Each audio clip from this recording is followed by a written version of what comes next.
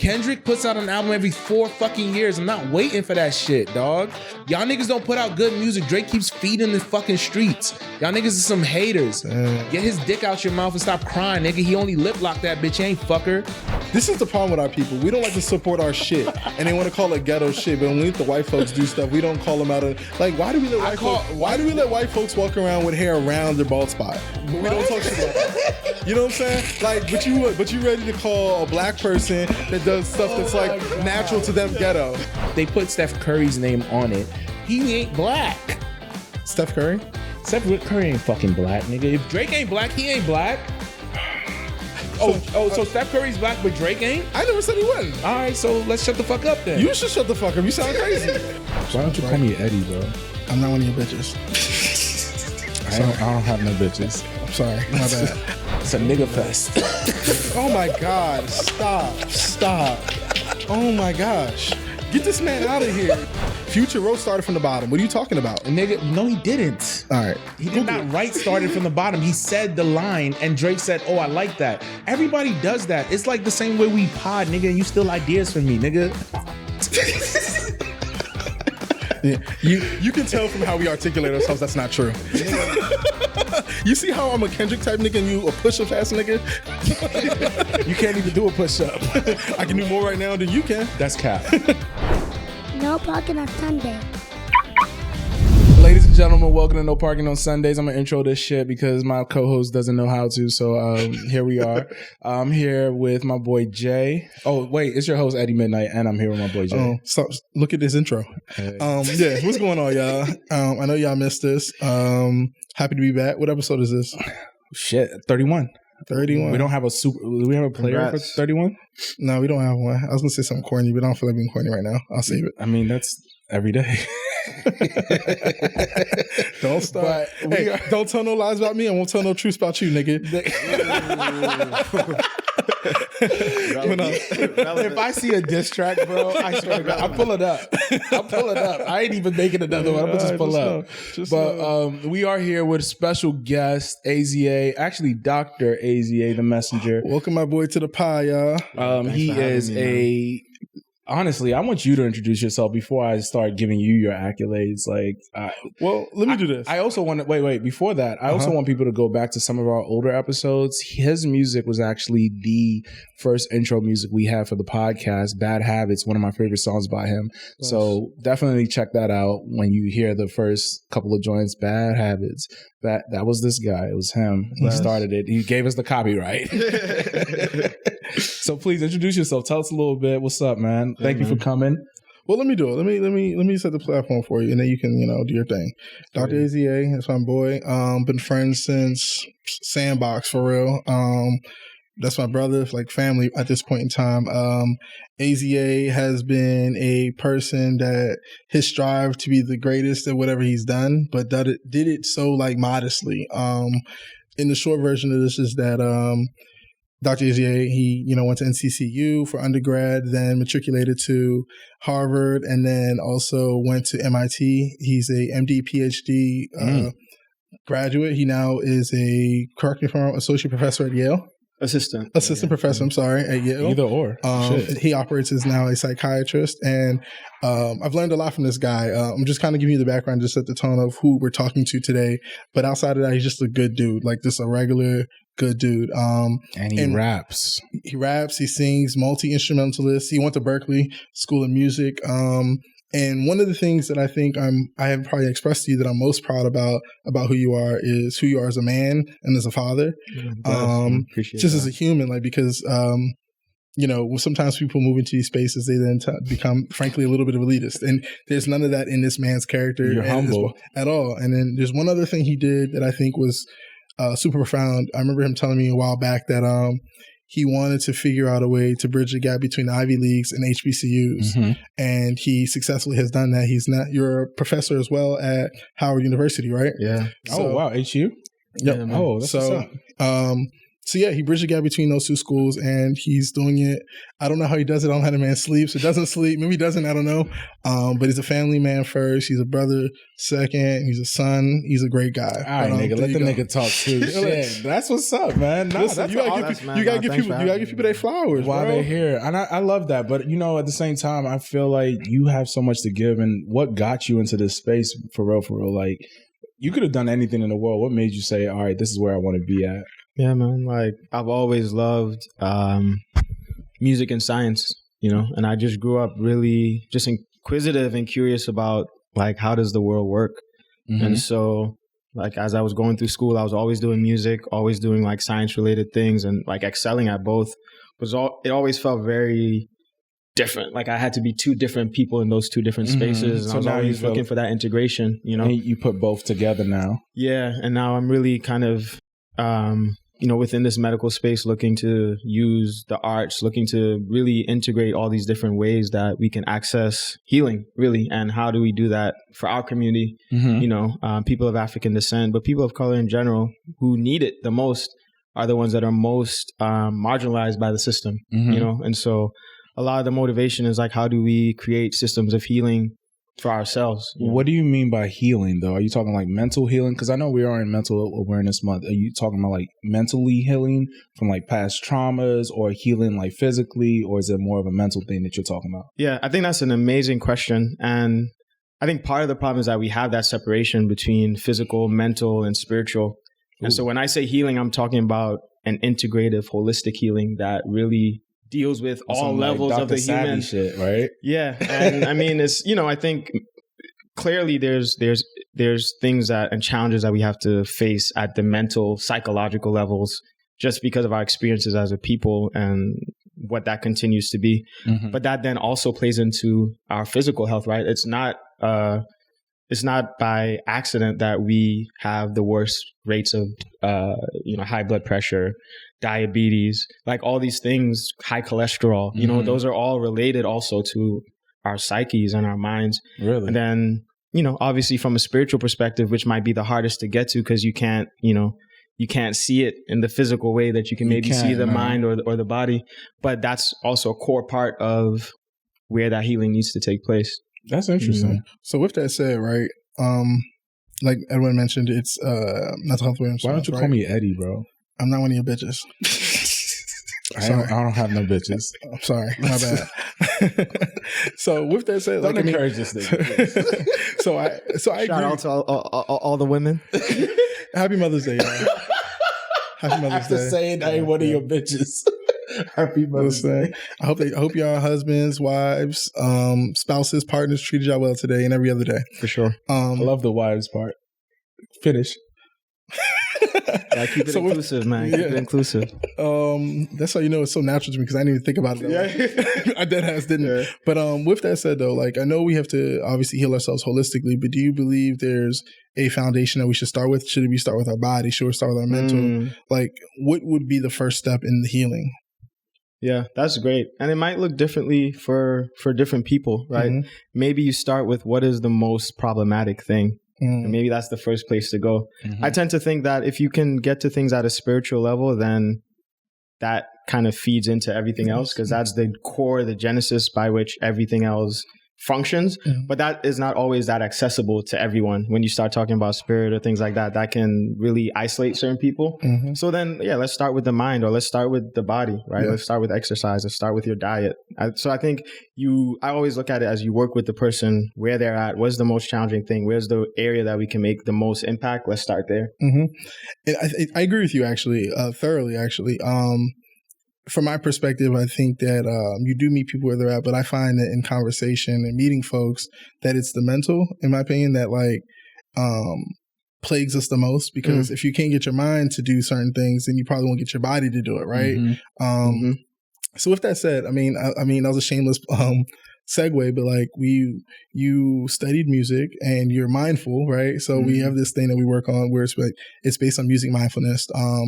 Give us a little background on what music mindfulness means to you and how we incorporate that into our lives. Yeah. So, you know, obviously music in and of itself can be super therapeutic, and we've used that as a people as a form of therapy. Always. You know, that's how I feel. Yeah, honestly. for centuries. Mindfulness also, you know, has been used for millennia by people to really heal and to access, you know, various parts of themselves and to really go deeper or go higher, depending on how you view it. Music mindfulness says, like, how do you use music to support mindfulness and use mindfulness to support the, you know, how effective the music can be.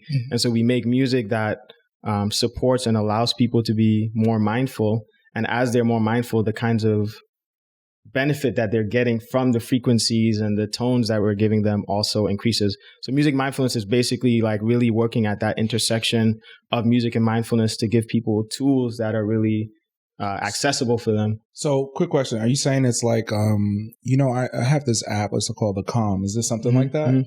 So I think what you're talking about.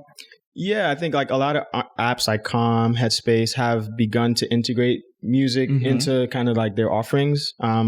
We have a very specific, you know, way and approach and methodology for how we create the music. You know, what frequencies we use. You can be real what kind of tones. You have a certain audience you're trying to target. Is what you're saying, right? I'm starting with like the actual frequencies and stuff, but on top of that, like we're coming from an African diasporic lens. Okay, cool. Right? So like the way, the language that we use in the music, you know, and the tones, the frequencies we're borrowing from really comes from that African diasporic tradition. And I think that makes it really accessible for people too. So one thing I want to know, are y'all gonna have like a little bit of a piano or maybe a little bit of Afro beats or something like that, like from the African diaspora, like from that aspect? Because I know right now I've heard a little bit of it and it definitely sounds good. It definitely sounds like something I would listen to, but are y'all gonna incorporate a little bit more of that African sound to it?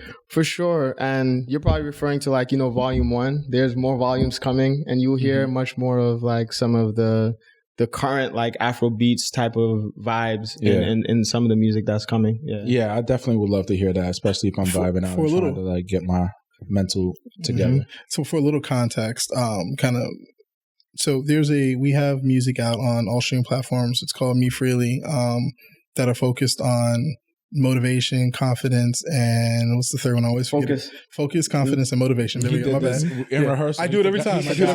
I always forget the third one.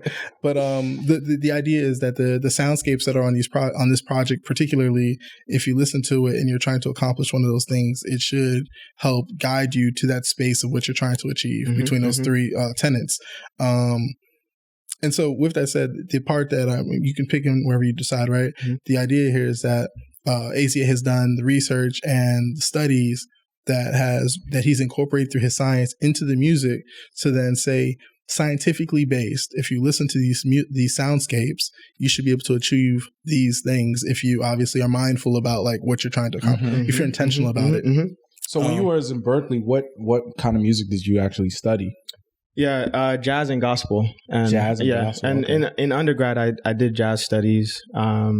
And a lot of it really was looking at like what are the intersections between jazz, gospel, and hip hop. And my own music really kind of comes out of those traditions. Now that you said that, it makes sense. Now, I never knew that. When I listened to his music, it gave me those sounds, but I never knew that's exactly where it came from. So who's your favorite, like who's your go-to as far as jazz and gospel?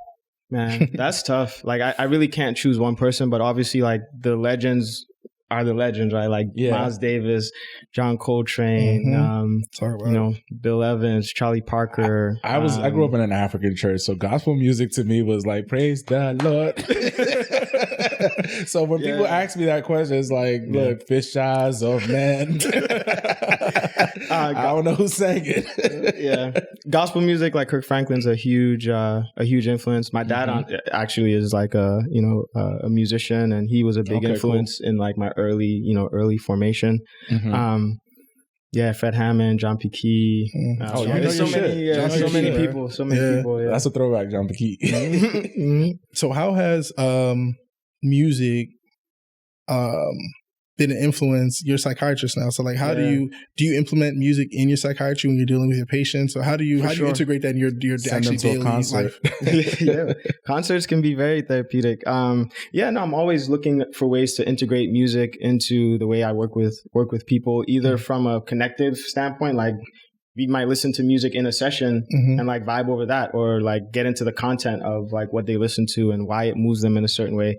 Sometimes I'll have people use a song to help describe like how their week has been, and we can get into stuff that way. Wow, that's different. You know, sometimes people who have depression, for instance, have trouble getting up in the morning. We'll go through and like create a playlist, a behavioral activation playlist. So in the morning, you put this playlist on, you know, certain music will just kind of start giving you a little energy. It'll give you a little bit of boost. Maybe you can get out of the bed now. Like just that music gave you a little bit of a vibe. You know what I mean? Funny enough, he was talking about a sex playlist. Do you think that also works in the same aspect? For sure. I mean, music is a huge part of the sexual experience, I think, in terms of the mood. He listens to R. Kelly when he... I'm gonna start telling some truths. I'm coming out of this. I'm gonna start telling some truths. Coming out of that. I'm staying away. All right, back I'm not the one, dog. So back to you. So what's the difference between psychiatry and therapist? Like, it feels like those two kind of correlate, but they're also different. They are. I mean, the major difference is that a psychiatrist can prescribe medication. They're a medical doctor. You can give me that shit, right? I can give you that. You know what I'm saying? And now that we're getting into like the psychedelics and like all these different things that are going to be a part of our practice, that's what a psychiatrist can do. We can prescribe. We have an MD. So the therapists, go ahead, finish it. Therapists can, they give therapy, and I don't know how people feel about this. A good psychiatrist should also be able to do therapy, and psychotherapy in general should be a part of what a good psychiatrist does. And on top of that, you can prescribe medication. Okay. Someone who's a therapist cannot prescribe medication, and they really focus on the therapy and that aspect of it. Trying to help figure it out. So in that aspect, I think that what I also see is that when things like that happen for someone like me, I always find it difficult to be able to talk to people in that aspect. And especially when you said music, though, I'm like, that would be a great way to get me to open up and talk. But I don't think a lot of therapists go to school for that kind of thing. So I feel like, where did that come from? Like, where did that thought process come from?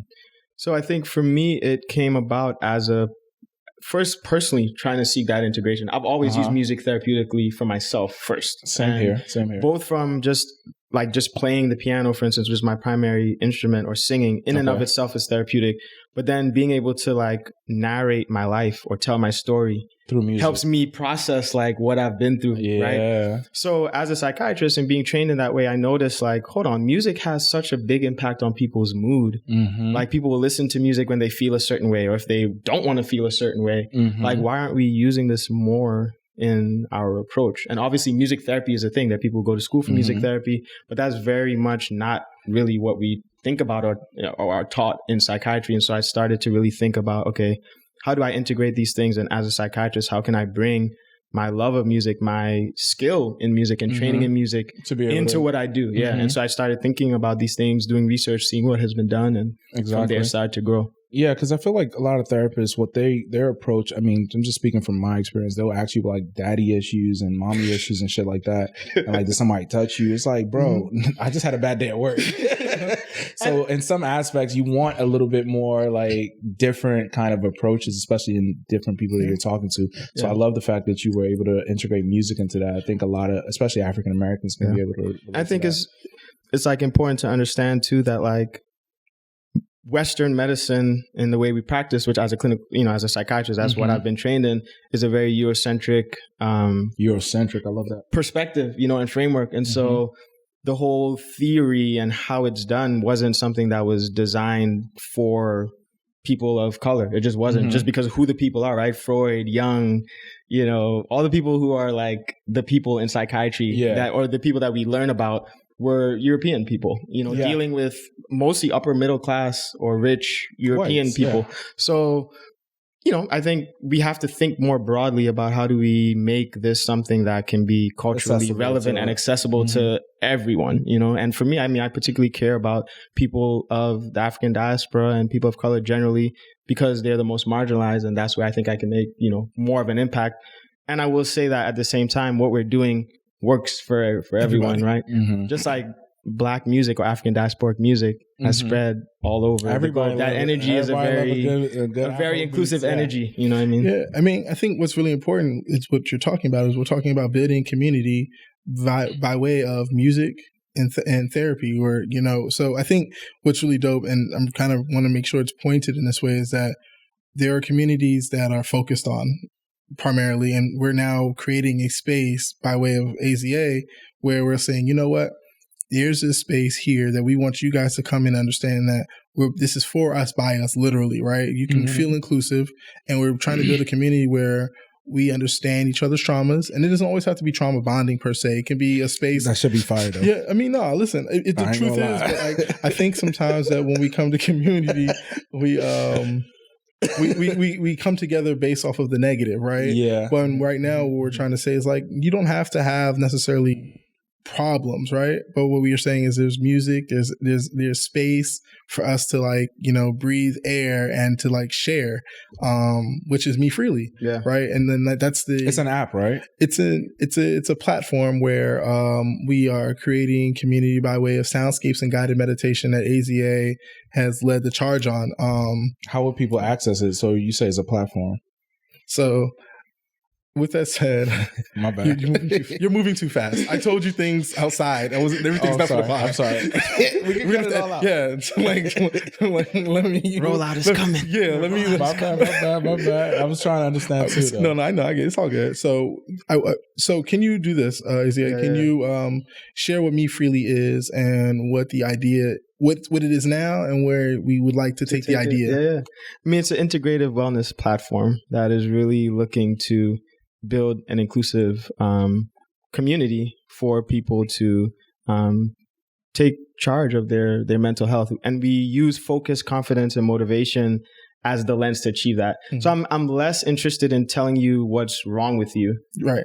I'm more interested in saying, hey, these are some frameworks and these are some tools that you can use to get you to where you want to go. Yes. And the app will be part of that, but we have other services that include in-person spaces for groups, individual and group, facilitation and coaching, therapeutic playlists. So there's a lot of things that are coming, but the app will definitely be, a part of that. Yeah. I love it. I think that's a great idea. Something that you said earlier as well. You said that now for psychiatrists, there's a different kind of medications and things that are now available to you. So are you talking about like shrooms, weed? What are we talking about? Yeah. When it comes to that, because not everybody wants to pop a pill. Let's just be honest. Yeah, no, for sure. And this is now like we're in the early days of integration. From a Western clinical perspective, we're now in a resurgence, right? A lot of the psychedelic movement happened in the early 50s. And this, in our Western... I thought it was the 70s. It started in the 50s LSD and moved... and all that stuff. And started in the 50s and kind of moved through the 70s. Nigga, I know. He's on the research. Let him tell you. and now we're kind of in this resurgence. But the truth of this is that, this has been a part of Native and indigenous and traditional cultures for a very long, for millennia. Like, when you Indians were doing that shit for a brick. Yeah. When you look at sort of something like ayahuasca or yahe and sort of the communities, the Kofan tribe, the Shipibo tribe, like who have really shepherded these things for millennia. What we're doing now is just kind of borrowing from what they've already done and trying to put it within our, Western clinical context. So, for instance, for PTSD, MDMA is going to be approved soon by the FDA as a treatment for PTSD. Psilocybin will be approved soon for, major depression. And then there's a bunch of things that are going to be coming up, after that. So in the future, these medicines will be something that can be prescribed by physicians in conjunction with therapy to treat, a range of disorders. But we're still in sort of the early phase of doing research within, again, this Western clinical context. I think it's just important to say, like, he's not telling you to do these things. He's telling you that there's things that are available. That's your own discretion. Just kind of a slight disclaimer. What about that Zaza, though? Yeah, so... with anything that you put in your body, there's potential benefits and risks, right? Milk. So, I know a lot of people that I've worked with in clinical settings and outside of clinical settings that use cannabis for sleep. They use it for appetite. They use it for their anxiety. I also know people who have become psychotic because of cannabis, or who have difficulty sleeping or difficulty with their appetite or become paranoid or anxious with cannabis, right? So I think, as adults, you have to really be clear about what you're putting into your body and what why. Works for you. And the same thing goes with psychedelics, right? These are very powerful medicines that can have really beneficial effects, and they can have really harmful effects as well. And they have had harmful effects. Yeah. Listen, I think AZA, what you provided to us today, frankly, like this conversation is gonna be with us for the whole time, but just to kind of like put a button on what you just described. If you guys are interested and enjoy this conversation, follow us on mefreely on at Instagram. We'll share linking somewhere in the screen. Follow Dr. AZA. His Instagram is at AZA, the it's messenger. On the screen. Yeah, it'll be on the screen, but still though. But I want you guys, I think what we are really trying to facilitate is this community space where this is like some level of groupthink, some level of conversation. What you're hearing now is a very like small dose of what we're trying to provide.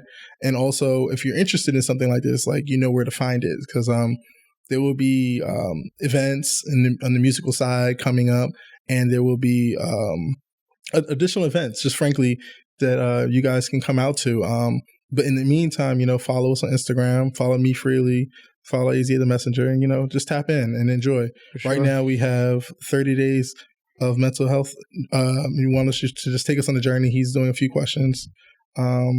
We're answering like the top 30 kind of questions about mental health, doing one each day in this month of May for Mental Health Awareness Month. Yeah, just answering some questions. So now leave your comments in the comment section of each of those posts. But yeah. I appreciate you, bro. Like, I think what you're doing is necessary for the ecosystem in so many ways that people are probably not even ready for, but soon come. You might be ahead of your time. You might not. Honestly, I think you're striking while the iron is hot. And I think mental health is a great button that other individuals are exploiting. Others are actually advocates and really believe in it. And I love that you're doing it. So speaking of other individuals who are, you're going to stick around with music for us since you are an artist. So speaking about people who are dealing with mental health issues, we do know that Kanye West currently is, we don't know if he's spiraling up or down, but he just announced that he is going to open up a porn studio for whatever reason. And I wanted to ask you what your thoughts was, and the fact that, do you think that pornography has a place in mental health? Because a lot of people think that kind of messes with your head. And as we know, he still makes great beats. His rapping has definitely deteriorated over the year, but him now focusing on pornography, I will say, shout out to him in those wet shirts. He's onto something. Those shirts are fire. But other than that, I wanted to get your thoughts on what you think pornography does for somebody in that kind of mental space. Yeah. So I guess first of all, I'll say like I'm definitely sex positive. So I believe in like consenting adults really exploring their sexuality in the ways that they consent to. And like some freaky shit, right? Absolutely. And pornography could be a part of that, right? People are voyeurists, people are exhibitionists. There's all these different things. Yeah. Do your thing and have fun with it. I think that some of the challenges with pornography can be sort of the practices of that industry.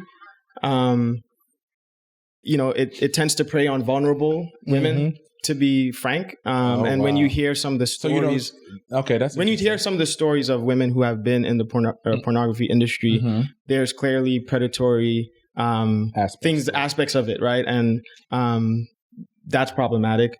I think from a sexual development perspective, kids are being exposed to pornography at a very young age, and that does a lot younger than our age, I would say, for sure, with their access to iPads and stuff like that. Exactly, and that does shape how it shapes your reward pathways, because sex is a rewarding thing, and so if you're like masturbating a lot and those things, it's going to shape how you respond to sexual information as you mature, and that can have problems for people when they're now in a relationship, which is not just like a sex toy, but it's like a person that you have to relate to. It's not just, jerking off to someone, right? And so that can become problematic. That can become problematic for people. Listen. And in that way can be, and then there is such a thing as porn addiction, which people are actually like really consumed by it and not able to like function how they're supposed to function. It's way more accessible than it needs to be. And the fact that I can scroll through Twitter now, I don't know what happened when Elon joined, but now my Twitter feed, it was like that before Elon. It wasn't, for my Twitter wasn't like that, honestly. I heard the Twitter was like that before Elon. He heard. But mine wasn't until he joined. I'll tell you my shit is all fucked when up. the internet went from dial-up to like high speed, shit changed. Just think about it. I remember what you call it. This kid just asked me, like, yo, shut up. I'm gonna say, this kid asked me, he was like, yo, did you guys have like dial up on your phones? Like, or was internet like a thing on your phone? I was like, yeah. Barely downloaded. Now they could be like, as soon as I'm dropped, they can see it. Like, it's instant. You know what I'm saying? But I think to like the whole Yeezy porn thing, like it got shut down. It's not happening, so it doesn't even matter. Oh, really? I didn't know that. It got shut down, so he's not. He has a vision, though. I would love to see what he does. I don't want to see it. It's probably. I've seen what he did with Bianca, bro, and I see. Remember where we went on to the bullpen? You saw those wet shirts. I know you did. Yeah, I did. Hey, shout out to everybody at the what was the name of that Everyday event? People event? Everyday People. There was a lot of wet shirts. It was. It was a lot of wet shirts. It's a thing now, I guess. It was great. It was great. It was a meet and greet on the low. Sorry to that person. I apologize. I didn't mean to. The people that we were bumping into, honestly, it was a lot of love, man. It was a lot of love. Everyday People is definitely something I would love to go back to. It was actually dope to see that people actually listen to the podcast, and it wasn't a meet and greet, to be clear. It was just like, it felt like one. It did. But Everyday People was a dope environment, especially just like for the older crowd. Like, it was just like, wow. It was don't say older crowd. Don't age us. You sound old, not me. I said older. It was a lot of people. Our age mates were there. Our age mates. That sounds old, nigga. That sounds old. It sounds 42. My age mates. What are you talking about? Our peoples was in that joint. Millennials were in there deep. Oh, man. Millennials were deep in there. But no, I think you definitely hit on something there. There's other people who are dealing with mental health crisis. Were you about to say something? Now I was going to segue off the mental health into like. Oh no, there's some. That's because we're talking about sex, like Neo and his like polygamy and like. That could be a good thing, though.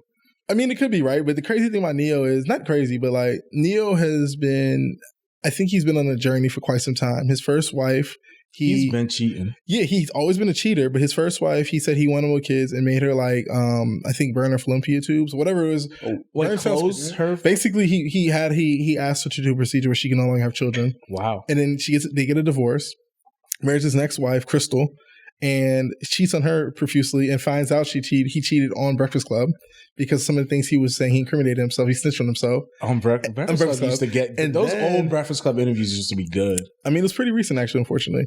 So then the other part is, it's like within the year. I know Jess Hilarious ain't do that shit. And then I say all that to say that more, like, I think that now that he's in this polygamous relationship, it took him a few wives, unfortunately, but I think... It showed him that, like, exactly. You know what? I need everything. Yeah. I mean, would you sign up for that though? One woman is already a headache. I think in theory I'd be down for it, but I don't think that I want to have to deal with that much emotion. In polygamy, I don't want to think about people that much. I don't want to think about multiple people at that level all the time. I think the egotistic person in me would love the fact that two people are worried about me at all times. But you're also worried about two people as well. Who said that? That's the point of being in a polygamous relationship. There's one that gives me the fire and the other one cooks. We're talking... All right, finish. Doctor? No, I mean, listen, whatever. Again, whatever. I think people have these different lifestyles, and I don't think that it's about like one is right or one is wrong. It's about figuring out what is really for you and living that truthfully and being honest with the people that you know that you're involved with. Right? I agree. Yeah. But both of those girls, when they interviewed him on the when he was walking down the street in like Vegas, both of those young girls, they look very young. Mm-hmm. So when you were talking about like people who are young and vulnerable, I low-key was thinking like these girls are just probably here for the fun time. They're not probably taking this really seriously, honestly. I'll say this. Women act like they're here for one thing. On Women's History Month, or what is this? It's Mother's Day. Yeah, I mean, it's people, but it's generally women, right? Like they're the ones that acquiesce the most. They're usually the ones that bend the most, in theory. But the point of that is that they sometimes, I think, enter these relationships saying that they want one thing, right? And then while they're in it, they're hoping something changes. And this is where, again, we go back to like being honest with yourself first. Yes. About who you are and what you want, right? Like being in a monogamous relationship is hard. And it also comes with benefits. It's challenging. It also comes with benefits. Yeah. Being in a polygamous relationship or a polyamorous relationship is also very challenging. It also comes with benefits. Yeah. Right. And so I think you have to realize there's no free lunch. Either way, you're going to have to put, if you want it to work, free lunch. If you want it to work, if you want it to actually work and all the people are happy in that relationship, it takes work. And it's not Easy. Niggas don't like. And So it's like, which work do you want to do? And it's not just the work in the bedroom. Right? Like that's what people think about. No, I'm saying that's what people think about. But it's honestly, not most men, they gravitate to the sexual exploits of what that relationship gives. And most men feed into it because they want to give that man a thing, hoping that they get something else on the back end. It's like they kind of put their money in and say, and hoping that ROI look like it's supposed to look like something. But that man has already said ROI, return on investment. And if you're actually in a really polyamorous relation, or actual a real one, yes, yep. You are responsible for the emotions of all the people in there. You have to manage your jealousy. You have to manage your vulnerability. Like those things times 2. Right? That's not. It's not for everybody. Yeah, it's not for everybody. And honestly, I think you have to have a lot of money to deal with it, to be real with you. But I've seen some broke ass niggas with like 4 girls that all know about each other. Yeah, I've seen that shit on like TikTok. I'm like, bro, how did this nigga do this shit? And them girls are taking care of him and everything. My God, there's some people that live in a different life than us. Yeah, and there's also polygamy, right? Wait, what? Women with I thought that's what we just said. Oh, right. Polygamy, not isn't that polygamy. a train? It could be, but we're talking about a relationship. We're talking about a relationship, not just the sex part. Yeah. She thinks it's a relationship. You got to see it, they Speaking of polygamy, a lot of individuals think that that's what happened with Drake as far as what he's been doing. So I want grooming the girls, whatever you want to call it. Look, I mean, look. You know what was great about that? Go ahead, Evan. I'm sorry. Go ahead. No, finish. Go ahead. You know what's great about that? Let's just get into the shit, right? Drake and Kendrick, they faced off, right? And I think that some people feel like, they went too low, Kendrick went too low, blah, blah, blah, blah, blah, right? There were some things that I wouldn't have said just because of who I am as a person, right? Nigga. But I think that the most important thing out of this that I think that's really amazing is that Drake gave, in his words, the ammunition to Kendrick to do what he wanted to do. Like the Millie Bobby Brown looks weird. The kissing the 17-year-old girl looks weird. The one girl that waited till she was 18 to take her on dinner. This is a catch. I do not believe that Drake is a pedophile, has done anything with children. But guess what though? That word just even sounds crazy. It doesn't matter. I don't know the man. But this is the kicker, right? When you put yourself in these predicaments, predicament? I just told you them. They're not fake. They're on the internet. We don't have to guess, right? It's like you don't have to guess. You don't have. So hear me out. You can opine how you want in a second, right? But the reality here is that he gave these guys the ammunition to create any narrative that they wanted, and they ran with it. And it's nasty work. And I think it was a beautiful thing. So for me, what I see is that when a lot of people hate to see you win, oh Lord, it doesn't matter what they say about you. They just want you to lose. It didn't matter what Kendrick said. They were going to believe him. They do not like Drake. They don't want to see you win. They don't want to see you get everything you want. They don't want to see you accomplish shit. They don't want to see you succeed. And that's what I saw. I saw a lot of fake ass fans because y'all niggas didn't buy Mr. Morale and the Steppers. Y'all don't listen to Kendrick for real. Y'all just like the fact that Drake was losing, and y'all don't fuck with Drake because he fucks all y'all bitches. And that shit was funny. And that's what I saw. I saw a lot of hating. I saw a lot of Eddie too. I saw a lot of hating ass niggas. Kendrick sent a straight down Eddie's block. He called him stupid too. Let me ask you a question. I see a lot of hating ass niggas who made 2 albums hating on another grown ass man because of women issues and shit like that. Like the fact that you let another woman get in between your relationship with another man shows me how you are. That's all I'm saying. So let me ask you a question. Do you not think it's weird that everyone supposedly hates Drake because of women? You think that's like yes and no? Part of it is we don't really know what that's the my issue point. is. That's exactly my part point. of it is we don't really know. So we're equating some of those issues to women. No. And I will never let a woman get between me and my niggas. No, I'm talking about the Drake thing, nigga. I don't even know what you're talking about. But clearly, anyway, nigga, clearly. Anyway, like, so when it comes to that situation, for me, a lot of people showed that the fact that his success, it makes them feel some sort of way inadequate. And for them, the best way to get rid of the king is to team up. Whenever you see Julius Caesar, whenever you see any of these great this nigga's reaching, y'all. He loves Drake. I didn't know you loved Drake like this, dude. Yes, he's creating a storyline. This is nuts. This is fucking nuts. Julius Caesar, dude. Like, you know what's when crazy? You see these niggas that have power, it takes a multitude of individuals to come together to take him down. And that's what I saw. And when I see people clicking up, I pay attention to why that is happening. So when I saw that happening, I realized a lot of these niggas has just been hating from the sidelines. And the minute that he's not working for you or you're not benefiting from it, you're hating now. And you're now making these songs up, calling him a pedophile. It wasn't a pedophile when he gave you a number one hit. He wasn't a pedophile when he was over there shooting videos with you and you had your arm on him. And he wasn't a pedophile when he surprised you on stage, ASAP Rocky, and had your concert that had 30 people in that motherfucker. Let's be clear, because this is where people like to conflate and fuck up context. None of those people that he's talking about called him pedophile. Only one person did. Now it's Kendrick Lamar. So let's be clear. Let's be clear. First of all, okay. Second of all, he washed ASAP, got him up out of there. He did. All right. So hold on. So this is the thing. I think, and I want to make this point because there's a lot. You can always tell where people stand depending on how to defend one side or the other, right? Drake lost in the rap battle. That's one, right? That's one. Number two, we're going to debate that. No, listen. And then the second part to this is that, like, I think it's really interesting how everyone that's on Drake's side or loves Drake, right? They completely and vehemently negate the fact that, like, what if he really is a piece of shit? The thing is, it's like, yo, like, there's a lot of piece of shits that we like. Yeah, but guess what? This one piece of shit just used to be the smelliest one. Like, why is that? And then the other part, this is the last part. You can have your way, right? The last part is, I want us, outside of the Drake and Kendrick thing, I want y'all people to stop thinking that everyone wants the number one spot.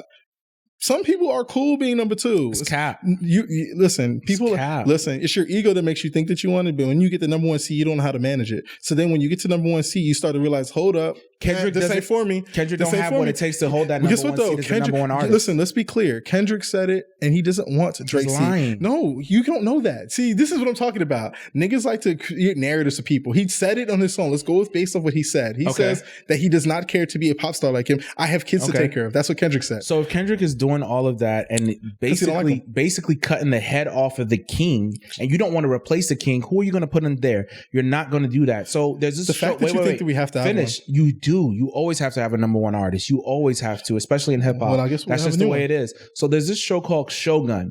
The entire show has this one guy who everybody teams up against to take him down. And everybody said, "What are you going to do?" And the guy said, "You know what?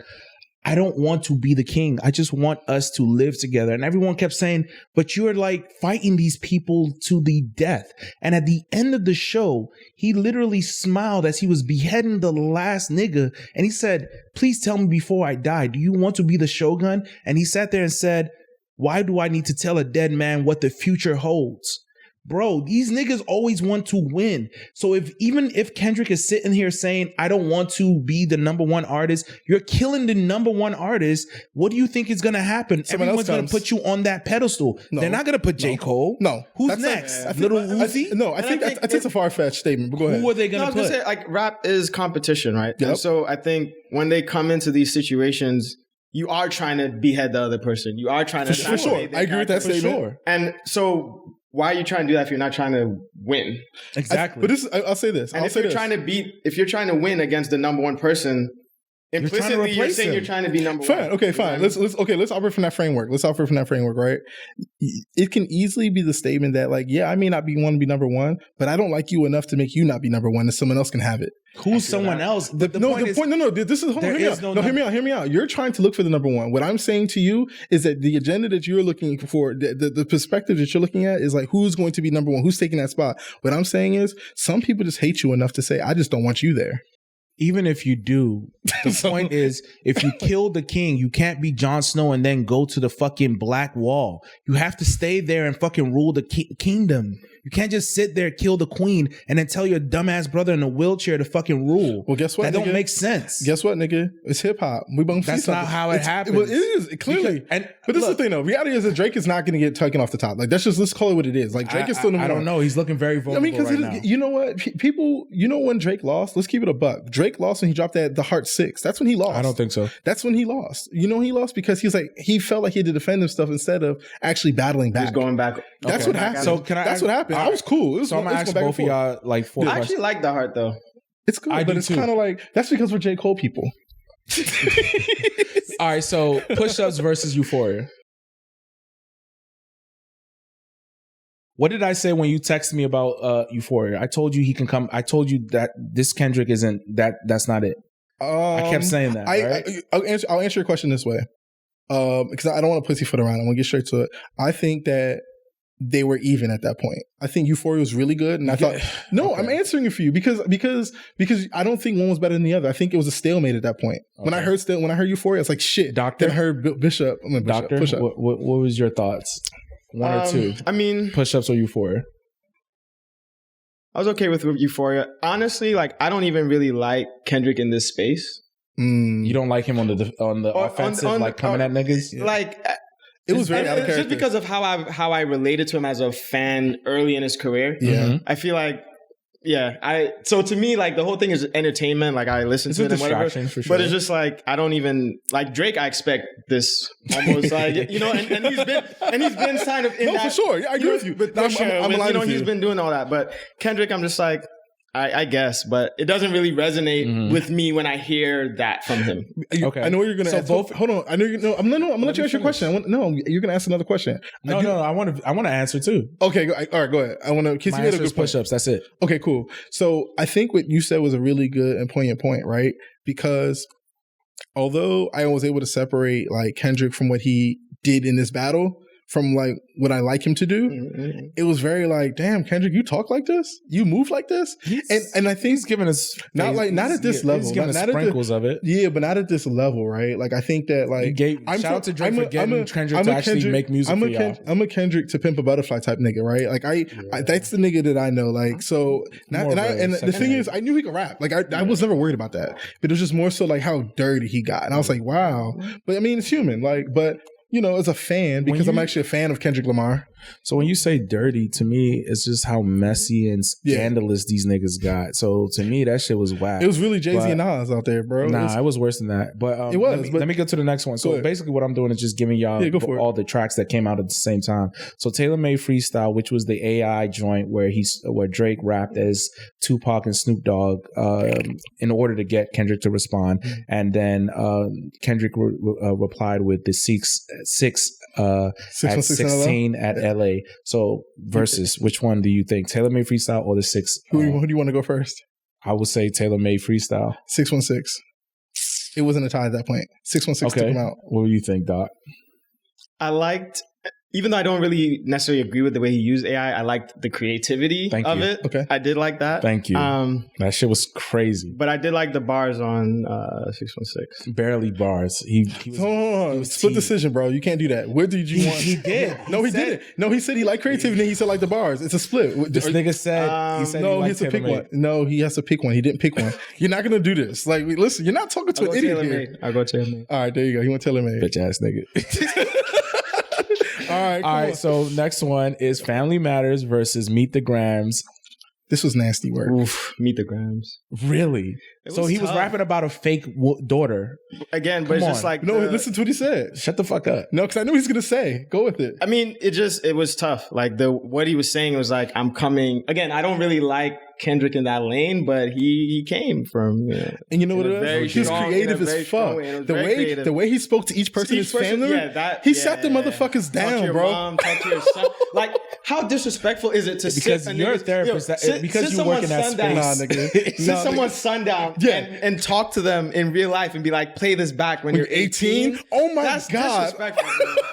And then talk to... Bro. You talk to this man's mom on a rec... So you have to be ashamed of yourself. That level, to take it to that level, I was just like, all right, he can remove the bars about the fake daughter. He can remove the bars about the fake daughter. It would still be what it was. Yeah. Okay. Yeah. I disagree. I think Family Matters. For me, no. The reason why is that I take credit away from Kendrick for rapping about a fake daughter and spending that much time equating his rap around that. Then I think about how Drake thought about Family Matters, what he did in order to do that. Not only did he get the van from the album cover of Kendrick's, he destroyed it. It was the wrong van. Whatever the van is, it was the same van. It wasn't the exact van, of course. It was the wrong van. It was the same. It was a Town and Country. He had a Caravan. Who the fuck cares? It's a fucking... you nigga. You were the one that said it. Nigga. You're clipping. I need to lower your voice. You're too loud. So that's how Drake felt when Kendrick was on his neck. You're too loud. So then you're not like us, nigga. I think about that. I think what he did on Family Matters, the way he came at 6. So the thing is, I'm watching a man fight 6 or 7 different artists at the same time, and he's able to handle himself. Whereas Kendrick has the ability to focus on one person, and that helps him in his fight. If you're able to fight one person, it's always great. But when you're over here fighting 6 or 7 different niggas at the same time and you're winning, that to me makes more sense. But if you're only getting credit for fighting one nigga, get the fuck out of here, nigga. I'm out here taking on a legion of niggas that you assembled, and I'm beating their ass. Nigga. They're calling me Thanos, nigga. Listen, in the words they're of calling me Thanos. In the words of Kendrick, they're calling me Thanos. If it's 1v20, it's me against 20 of your writers. But yet, these are Kendrick bars. But at the end of the day, there is literally footage of every single of these niggas that said, I have a writer saying they've seen me write and I want him to write for me. Yeah, so shut the fuck up, nigga. That doesn't mean no one doesn't write for him either. Shut the fuck up, nigga. You Future, yeah, but that doesn't mean that that doesn't mean that somebody doesn't write for Dre. Future wrote started from the bottom. What are you talking about? Nigga, no, he didn't. All right. He did not write started from the bottom. He said the line and Drake said, oh, I like that. Everybody does that. It's like the same way we pod, nigga, and you steal ideas from me, nigga. Yeah. You can tell from how we articulate ourselves that's not true. You see how I'm a Kendrick type nigga and you a push-up ass nigga? You can't even do a push-up. I can do more right now than you can. That's cap. Listen, we already did the race. Yeah, now we talking about race. Oh, we can still do it, nigga. You'll never do the race. You can't do the race, nigga. You know that. All right, prayer that Achilles, nigga. Anyway, you not the like last us. one. All right, so the last one, the Heart Part 2 versus Not Like Us. I will say it's not like us. So Not Like Us is a better song, but the diss. So to me, dissing the whole point niggas of this change rules all the is time. dissing. No, it's a better song for sure. Y'all niggas wanted Drake to make the bops because y'all got mad when Kendrick was making the slow songs, right? Then he made the bop, and now y'all mad that he made the bop. You know, like pick a side. He can make the. No, I agree. I think Not Like That is a better song for sure. It's a better song. But when it comes to dissing and what has been said on Wax, I would say Drake has the win to me. Nah, everybody else can disagree. It's all subjective. That's the good part about it. It's all when subjective. It comes to, hey, I am talking shit about you, and all your friends too, Drake wins. You better hope it's not A minor. He did have the nice like A minor. You feel me? Yeah. You gotta be sharp. Yeah, you feel me? That was nice. Listen, bro. Look. Like, whatever. But listen, thank you to Kendrick and Drake. I'll say that the only thing that I don't wish, just 2 things I don't like. I don't like everybody. Thank Drake for getting Kendrick to actually rap. I don't like cut it out. You're a hater. But listen, I hate the fact that everyone's like, oh, the people that's making money are the white people. Shut the fuck up. Y'all didn't care any other time when other people's making. Y'all don't care. Drake. Yeah, I don't care when Future drops an album. Y'all don't care. Shut the fuck up. Let's enjoy the sport. That's one. And 2, I actually did not honestly care for like a lot of the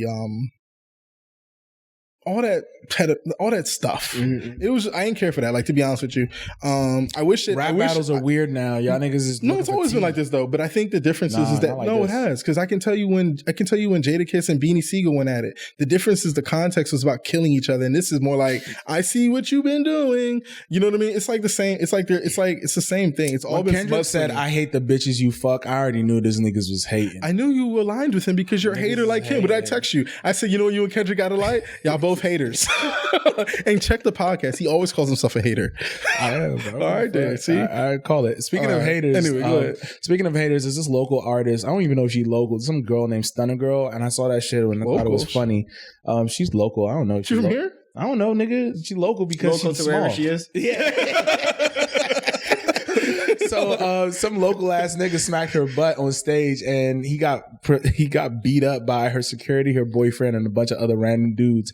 And I thought it was funny for the simple fact that he said that why she hating on me, everybody else was touching her butt.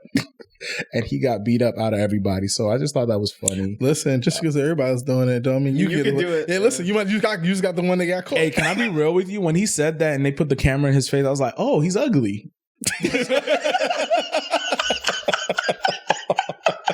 Yo. That's what it was. That's what it was. That's what, because she turned around. Like, if you watch the video, She doesn't actually respond like super angry right away. She doesn't. And then she saw him and saw his face. Like, was this like, nigga? the audacity.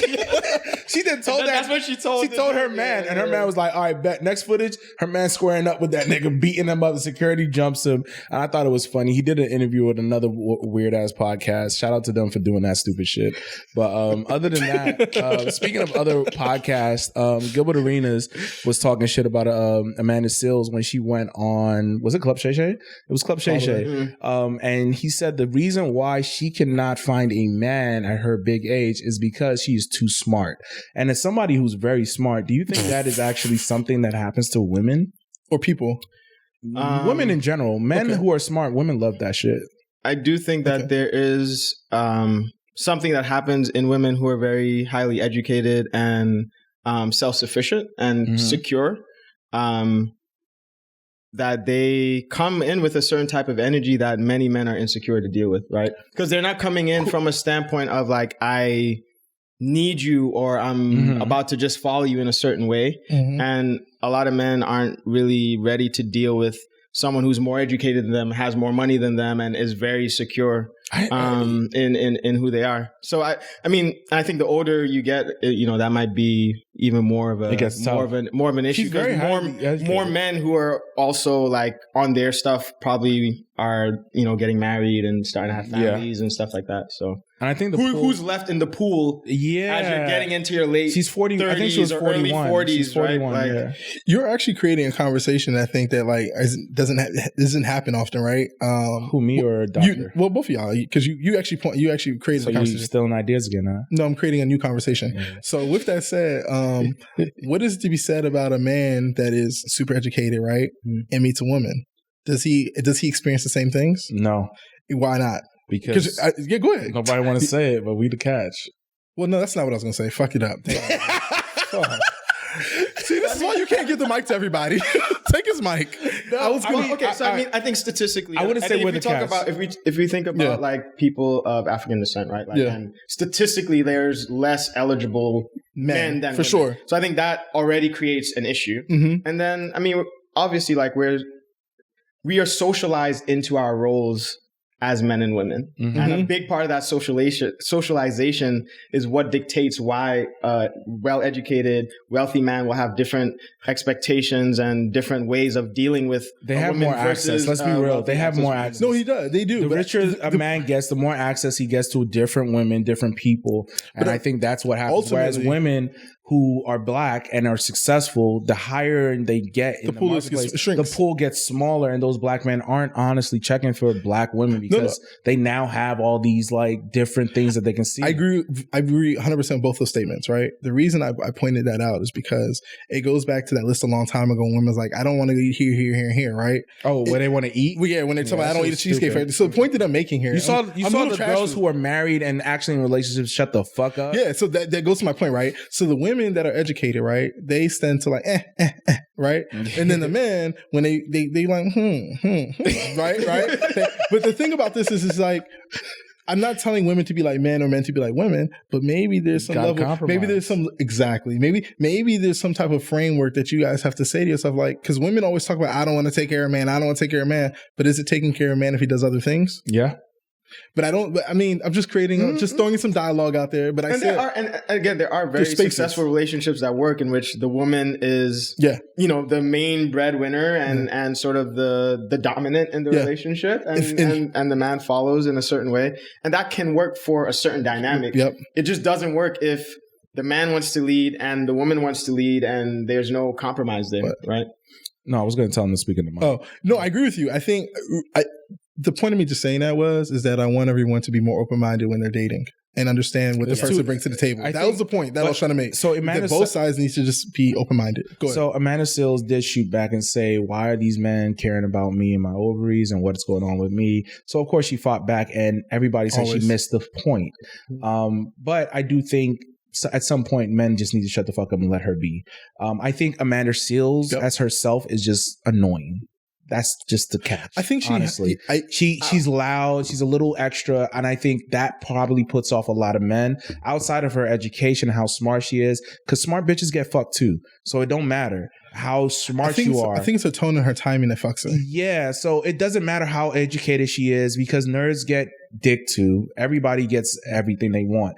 But I think it's the way she comes off. Mm-hmm. And I think she doesn't know how to look in the mirror and be like, okay, maybe there's a few things I need to work on and change. And that self-reflection is what is her determinant in like not succeeding in the dating pool, because she's dated a few high profile people and nothing has, I mean, and she's also dated like fuck boys like Common, like come on, everybody dated him. And she dated Pusha T. She did? Yeah. That is weird. I didn't know that. That was a T. She said it on Shannon Sharp, that's why. Oh, but that interview was way too long for me. He's not a good interviewer. Get him out of there. But whatever. But the thing is, people want to go there. Cat Williams, Cat Williams has the most it's the most viewed video on YouTube now. That is crazy. It's that was a great interview though. He set off the year. Club Shay Shay with I don't really tap into relationships. That is the only interview I've ever watched with Club Shay Shay. That's the only. I watched a few of them. I'm not gonna lie. I have never watched. He is very country bunking for me to really watch everything he says. Yeah. Him and Charles Barkley talking was like watching two hot, like fucking. It's like watching ice melt. Yeah, it was like, what the fuck? Like, yeah, and I say, oh my god, it's like these country ass niggas better shut the fuck up. Oh my god. You ever watch Looney Tunes and that one guy with the hat? Elmer Fudd with his shotgun. Oh my god! You know, it was like you finna shut the fuck up. I agree with you though. I think that Amanda Seales is smart. I think she might be. Do we believe what she said about Issa Rae though? It's possible. You think Issa Rae? This is my thing, right? I don't know about all that, but I'll say this. I think that the idea here is that like people experience different things with different people. Like. Because of what energy you bring into a room, I respond to that. Like, it's like this idea where people say, I match energy. If you match an energy, you're kind of fucking yourself, to be honest with you. No, you kind of, sometimes. You do that. I create energy. But that's nice. But neither here nor there. The diss track coming. Nah, I mean, listen, I think that the reality is if you know how to read a room, then you kind of like, you don't know what the person's actually doing. It's chess, not checkers. Like, it sounds corny to say, but like, you can tell when a person on some bullshit or when they ain't rah-rah, and you can pick and choose how you respond to it. Like, but what if you walk into the room not knowing that person has an issue and you're just operating the way you usually operate? But then, well, I mean, no, fair. Then you know what you do? What? Say it. You move accordingly and you remove people. You just remove in silence. I believe in. I thoroughly believe wholeheartedly in. I never met you. I don't know you. I never crossed paths. You never existed. So you said something earlier. You was like, you're gonna say some wild shit. Go ahead. Go ahead. I ain't gonna do too much. But you said something earlier. You said you know me, but you don't know me as a person. And I was like, that's interesting because I think a lot of individuals meet people and they have a vision of them in their head. Yep. And their friendship thinks that they dictate that individual. But you've never seen me in certain situations. Like, to know how I really operate. Yeah, you don't know what I do when people fuck with me. Yeah, I'm a different type of nigga. Yeah, you just know me at happy hour. But outside of that shit, nigga, I literally tell people I talk to like, yo, I'm a dick. Like, at some point you will find out that I tell people I'm not nice. Shit ain't gonna be not nice. a nice person. What did he say before we recorded? He's like, if people met me and Edwin, they would think we don't fuck with each other. Because the way we talk is like, we don't cut. We don't. But the thing is, it's respect because I know where he's coming from, right? And I think that that's the thing that gets lost in some of these relationships. So like that's why like when we talk about Kendrick, Drake, or even Issa Rae and all these different relationships, it's a lack of respect. It's hard for me to opine upon it because I don't know what actually happened or how that person operated with that person for you to respond to it. You don't know no one until they're mad. I believe in that wholeheartedly. Or do you believe in that when people are drunk too? That tells you the truth. I don't. I think a little bit, but I don't really believe that. I don't. When a person tells me, yeah, I cheated, I had too much tequila, like, nigga, the fuck out of here. Because there's been times I've been drunk and I say some shit and I'm like, I'm lying. I love you. That's the tequila. Like I'm drunk and like I could like there's a part of me that's like I should know if I was sober I probably would not say this, but either way it's still a lie. Yeah. I mean you're certainly less inhibited. Yeah, that's the thing. You're less inhibited. The truth might come out or you might just lie easier. You know, it could go either way. Lie easier. Like I ain't. That's tomorrow's problem. Straight up, yo. Like, for real. Oh my God. My inhibitions go out the window. So other than that, I mean, I do want to talk about like some of the concerts coming up. I know you said something. I do want to say Shalakbo, he did have a concert. He didn't get his visa. So a lot of people are mad that he didn't even make it to America. I was talking about that concert. Yeah, you told me to find tickets for you. We didn't even get the ticket. Well, good thing. Funny thing is, he didn't even come. It was only the other guy, Odemo, whatever his name is. I can't even say it. Sorry, I don't know why I did that. What the fuck is that? I don't know. That's some racist shit, dog. I love my black people and my Africans. This nigga's racist. But anyway, that nigga didn't get his concert, and that was the only concert I was thinking about. But I might fuck with Party Next Door. I do like his new album, but I don't love it. I like it. I don't love it. It's a little, I don't know. It's very slow. It's different. I don't know. It doesn't remind me of his old shit. I think we're just getting older. Sometimes you just don't want to hear a certain sound. The thing He's is that, older too, though. But his brain might not be older. Just because I was gonna say some artists don't mature. Like Drake's music is getting worse. Older. You know what I mean? Like Drake is getting older, his music is getting worse. I disagree. I think his music is staying the same, and he's getting older, and that's why it feels worse. Okay, I'm cool with that too. I feel like y'all both said the same thing in different ways. No, we did. That's why I agreed with him. That's okay. I just got it. I was like, okay, I'll take that. It's like you're saying the same thing. But he articulated it. I was like, okay, I'll take that. Like, you know. So peeking. I mean, but as far as concerts, I cop tickets to go to see Sir. Sir's new album is fire. I do like Sir's new album. Yeah, I like it. Sir, shout out to that nigga, dog. Yeah, he makes really good. He snuck it up at the celebrity basketball game though. Yeah, he looks like he would. And then I'm going to see Maxwell and Jasmine Sullivan. I think there's a third guest, but I don't know who that is. That should be really dope. Hopefully it's not. Was it Anita Baker that canceled her shit? Hopefully they don't bring her. I wouldn't. I actually considered purchasing tickets for my mother to see Anita Baker, and I think it was Patti LaBelle, but. But they don't. Yeah, she don't show up. She don't show up. You're right. We don't show up. They don't even get along. Oh, maybe it's somebody else then, because it was Babyface. Oh, she kicked Babyface off. Yeah, but like, sidebar. This is really random, but Babyface is like a legend. I know y'all probably know that, but y'all should listen to "For the Cooling You" from 1992. This nigga Perfect got a album. Sex playlist. Send that to the podcast, shit, nigga. Listen, R&B, like for R&B has just been in a beautiful pocket lately. Sinead, Heartless, she dropped some dope shit. I can't even guess everybody else right now, but it's just like some good music. Even that girl I don't even care for, Kali Uchis.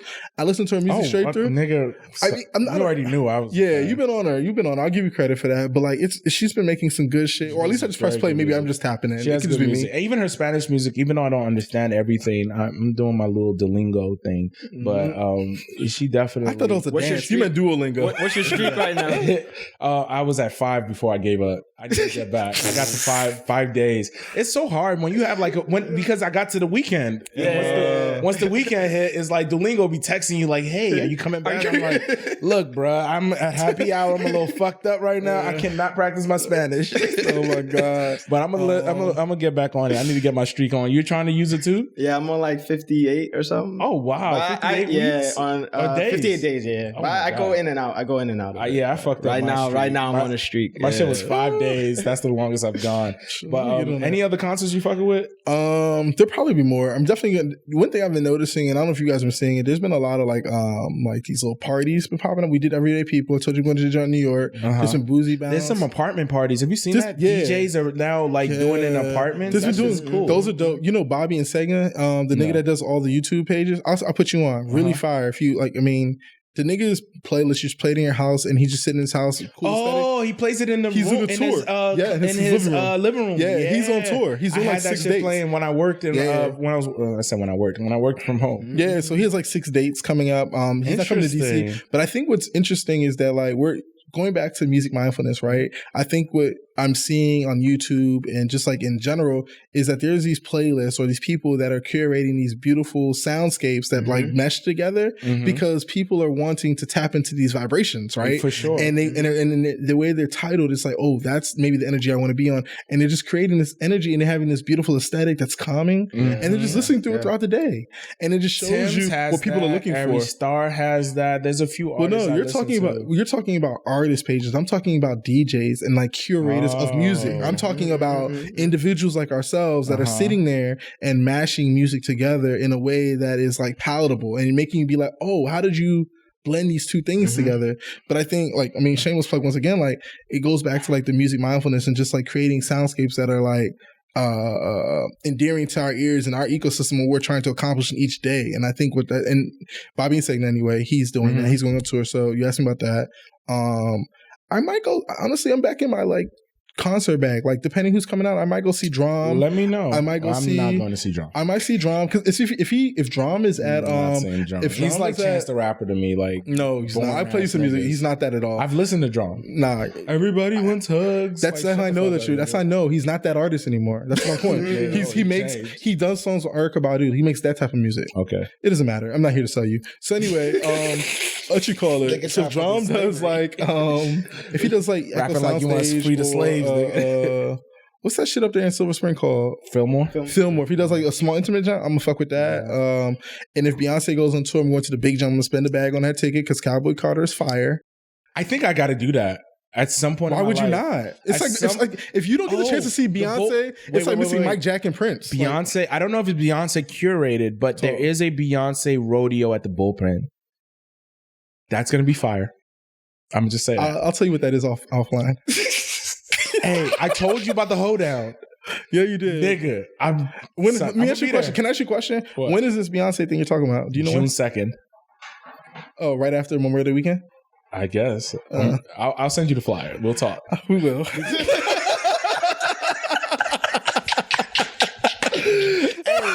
yo, we gonna be at the hoedown. I don't know. Don't know. But anyway, I think that's dope. And then I'm going to round this up. My bad. I'm going to round new this up. Artists. Go to new art music. The last thing I want to say, because we are older and I'm going to keep standing I don't know about that shit. Listen, Joel Santana, I was scrolling because I was like, trying to get my young boy up on some new shit, like some old shit, because I was listening to some like Leave Me Alone by Cameron, The Little Purple Haze, some Welcome to New York, you know, that shit. Then I went to Joel's and because, you know, I like the first album. It's on DSPs, right? Yes, bro. Back Like Cook Crack 2 is on DSP on streaming platforms. I used to listen to that shit in 11th grade every day. Like, it was in college. It made it to college. Yeah, because it was okay. You listened to it in college. Yeah, we did. It was fire. So anyway, that's out. But go ahead. So I was going to talk about some of the new music and just quickly go through that. I do know Gunner dropped one of one. Is that what it's called? 101. Yeah. You got to start with the one shit. It's corny. Yeah. No, I like it. But, you know, I listened to it today, actually, going to church, coming back from church. It was very chill. Hold on. You left church and listened to Gunner? It wasn't Gunner's music. Honestly, I'll be real with y'all. Gunner's music is not like the most violent, crazy. He's melodic as fuck. It's chill. The first half of the album was very cool and calm. The second half is where he turns it up a little bit. But I don't like that he's dissing. It sounds like he's dissing Drake in a few songs. I don't know why or where that vitriol comes from, but fuck off. Well, look at you using words that I taught you earlier. No, you didn't. Anyway, other than that, I kind of liked it, but I got to go back to it and go back and see what songs I actually like outside of just one thing I'm beginning to get annoyed with. Almost every Gunna song sounds the same now. Yeah, that's right. And you feel like that just started to happen? It just hit He's me. right though. It just hit me. And then because of maybe the Young Thug trial, I'm realizing he's filling the void that Young He's Thug. trying to help. He feels guilty. He is literally filling the void that Young Thug used to. But the only problem is Young Thug used to feature with so many artists that you were able to get Young Thug on so many different songs and get him to like outside different of himself. Ranges. Yeah, so now it's just Gunna by himself and Offset. And it's unfortunate. It's not his fault though. And it's not his fault though, right? Her name it's is. unfortunate because everyone thinks he snitched, right? But like the reality is I listened to this one, but the last album was good. The jump he dropped it was the album of the year by Complex. Was really good. And like I think Gunna's a really great artist and more people with features on his album, but they don't fuck with him right now. People are sheep. But I will say, yes, they are for sure. But what I will say is I think it's dope that this man is dropping music. And whether it sounds alike, it's pretty high quality. I didn't listen to this one, but the last two albums were really good. And I think that like I actually hope Gunna does well. And shout out to Gunna. He's actually on tour. Bittersweet. I thought about looking into it, but I don't know if I can go to a rap tour anymore. I could go to a.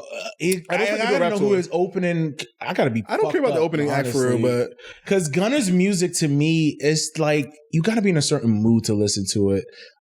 Because I love some of the stuff he says because he's talking wild. He's you know what I'm saying? Like his shit be going up. Like he got some shit. Bitches sucking my dick, eating the nachos. Like he just says random shit that you be like, this nigga's funny. Yeah. So I fuck with his cadence. I love his music, but the problem is I do feel like his flow or just generally, you need somebody to break up the monotony of it. Yeah, you need somebody like the Offset joint because Offset is in it. It makes it better. But nobody fucking with him. What are you gonna do? Stop doing his career? Honestly, but Young Thug just got to get out of jail. But you know what though? But I'll say this though, and then we can move on from Ghana.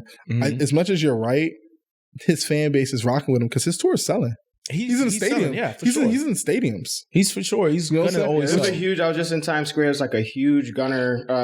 Billboard. You know what I'm saying? That says in June. Yeah, that says a lot. Oh, you was just in time. Did you see that portal thing?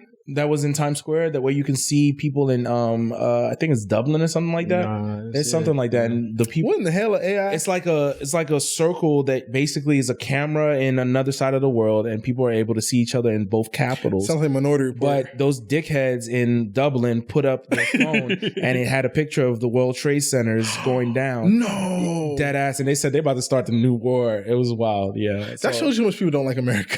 That and also people in New York are probably doing some wild shit. Who knows? Yeah, but other than that, what other albums? I know Bryson Tiller came out. I liked the album, but I didn't love it. It was good. I feel that. But I actually like that Take It to Rodeo. And then I was like, all right, Bryson. I fuck with that joke because the first time I heard it, it was like, all right, I get it. You're trying to catch a hit. But then on the album, the way it just flows into the album, I was like, okay, he's a real musician. When you start to listen to a person like, oh, I heard your single, then you hear the album, it's like, oh, you're being intentional. Like, you know what you're doing. What you put out as a single I like that shit. He had some joints on there. I have to look at my phone to see what songs I downloaded from there. I think it was 3 or 4, but I think it was good. I feel like I'm expecting more from him. So I want him to feature with more artists or something. I need more from him. I feel you on that. I don't know what it is, but I need something else. So I got a question, AJ. You're a musician. You've dropped a few albums. 4, I think.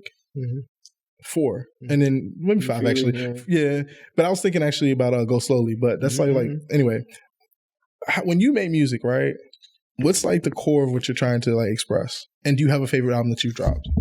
One, I'm trying to express whatever messages are coming to me at that time. So both through like my lived experience and what I want to communicate to like my fan base, my audience. I'm pushing that. A lot of times there's like a period of time in which I'm just getting creative inspiration. I'm not really creating. Yeah, I'm not trying to do something. It's just like, this is what's flowing and I'm writing a bunch of stuff. And then like, we'll come, I'll put in all the music, we'll go through and be like, all right, which ones kind of like, are the front runners? And then we'll, start to refine them. I think my favorite project so far might be Blackpack just because of the time of my life that was kind of like coming out of med school and imagine dropping an album out of med school. That's crazy. Yeah. Blackpack was a big deal for us. And the mix of production and stuff like that. And for us, I fucking hater. I was there helping. And obviously, like I've grown from there in terms of just like the style of music, and it's much more of a live sound and stuff like that now. But that's definitely a special, special place. I only ask that question just because when you think about some of these artists, when we just talk about Bryson Tiller, it's like, I wonder because when you drop a single, like the lead single at that time was Reach, it's like, how does that play into like the overall soundscape of the messaging of the album? So as an artist, I was like, I wonder what the hell you be thinking about. Yeah. I love that. I think when you come up with music, one thing I do enjoy is the live performances that y'all used to do. Yeah. When are we doing that again? That shit used to be fun. It used to be messy, but it used to be fun. No, first of all, chill out. I say nothing. You see, you gotta let the man be selective. I didn't say nothing. Second of all, I had a great time. But I'll let you answer. I'll let you answer. I'll say this one thing. We were putting on, especially pre-pandemic, a lot of live shows. That shit was fire. Instrumentation. It was a great time. The pandemic fucked it up, I guess. It did. But we put on a show last year. Shout out to Greenhouse. We put on a show last year. We put on 2 shows last year, actually. I think there was really good turnouts. We did really well. But everything we do. We had the residency in New Haven at Jazzy's where we did. Oh, you guys also did about 5 shows over the last, over a couple months. Yeah, and the Connecticut one. Yeah, that's what we talking about. Jazzy's. He did that. And honestly, I've been like in California, Florida, a bunch of different places. Haven't done as much in the DMV. Live instruments. And that's where we're coming lost back. art. Yeah. So I appreciate the fact that you have live instruments there. Do you have, you know how like Prince had a name for his band? They were like called the Future. It was like Prince and the Futuristics or something. What's the name of your band? High Vibes Collective. Oh wow, that's dope. That's dope. Yeah. Then I like when you stop the music and then you start playing the piano too. That's dope. Yeah, I mean, listen, it's all on YouTube. Check it out. It's some fire shit. Like not even like humbly. Like for it's some fire shit. Like, but it used to be fun, man. No, it was a good. So you asked the question. High Vibes. Wasn't that what it was called? High Vibes. Right? High Vibes. Yeah, and we've still been doing High Vibes post pandemic. And end of August, we're going to be doing a big show. My next project coming out. That's where you find all the earthy girls too. Oh, for sure. And, just people who are on a certain vibration, I think, gravitate to what we're doing. Yeah. But yeah, the live musicianship, I think, and just the energy that we're bringing now, people will kind of see the evolution. The bars are still there. The vocals are still there. But yeah, it's the energy I think you'll enjoy when we come back in August. Oh, August. All right. That was a drop right there. Exclusive here the first. So other than that, let's finish up with these last albums. I'm not talking about Drum's bullshit. We said it already. Future, what happened? So you said what happened to the mixtape. Future dropped a song with Ty Grizzy's fat ass, and it's basically just a song. And Gunna thought he was talking about him, and Gunna like tweeted. Well, he was talking about him. He wasn't. Why you say that? Because it's an actual song. What's the song called? It's called something about a mixtape or some bullshit like that. No, it's with Ty Grizzy. No, Future literally tweeted out and said, "We don't give a fuck about that shit. It's not gonna be." That's a lyric from the actual song. I played the song for you before the pod. I definitely didn't hear it, son. I literally just this nigga's. I wasn't listening. He's an asshole. Chief Keef, if he has Almighty Sosa 2, if it's anything like that mixtape he put out, that shit want to be fire. I haven't listened to it yet. I need a. He had the song called Tierra Whack. It's fire. Tierra can spit, so I can't wait. I heard Childish Gambino's actually throwing out an album today. If it's not like what's that shit called? With Redbone on there? What's that called? That shit was a weird album. I don't even remember the name of it. What? If it's not that album, I don't want to hear it. That shit was good though. I mean, he got bars though. It was good, but it had a very weird name. His album names are always weird. Cul-de-sac, Campfire. It's always some random Campfire. It was called Camp. No, it's called Campfire, literally. Okay. Maybe it was Camp. I don't know. It doesn't matter. It was good. Yeah, he looked like he went to Boy Scouts. I think that's pretty much it. Joel Santana, blah, blah, blah. I already spoke about that. So let's get into sports real fast. Let's just. All right, who's going to win the championship? Who's winning the whole thing? Nigga, Miami Heat is out, so. Wait, all right, I actually, Minnesota. I want Minnesota to win. I want Minnesota. Be fire, honestly. I think Anthony Edwards. Shout out to I actually think for sure. I think it's going to be Timberwolves versus the Celtics. You think the new wait, what? Timberwolves Celtics, he said. And if that happens, that would be fire. It's a nigga fest. Oh my God. Stop. Oh my gosh.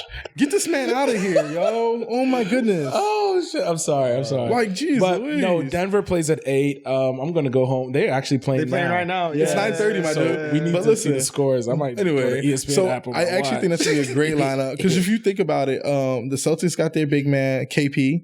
And then they got Jason Tatum, Marcus Smart.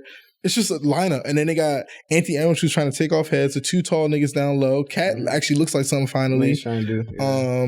Cat is balling. He just keeps fouling everybody because it's Jordan Wood's fault. You know, she needs to do her job. You know what to do, girl.